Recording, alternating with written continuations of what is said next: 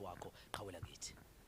Ya kona futhi kuyiqiniso silapha nje besihlangene noma ngeke ngithi-ke phela-ke sekukhona engingakukhuluma ngale kwaloko ngingacela nje ukuthi ngihoxise amagama angalunganga abheka komunye umuntu njengokuthi ngidicilele nami igama lekhampani ngoba kuleya khampani kunabeculi abasasele abasabhekela ukukhulu ngayo. Akungabo ukuthi mina sengithe masengiphuma ngase ngiyayibulala noma ngathi ayibulawe. Ngicela nje kwahoxisa noma ngabe bengiphuke kangakanani emoyeni ngicela ningixolele kulokho bengidlulisa ubuhlungu nami obusenhlizweni yami. Ngiyacela ukuthi neqhubeke nokuseka uMenzi nabo bonke abafowethu abasebenzayo. Ngiyaxolisa kakhulu nje kutheni ngikhulume ngaleya ndlela aningazange ngithuka inhlamba aningazange futhi ngiwumuntu ophakamisa umoya kepha ningaze ngengoma okuyiyona nto engisanithembisa kakhulu ukuthi ngizoqhubeka ngiyenze. Akukho kuningi engingakukhuluma ngithi mhlambe sekuyisinqumo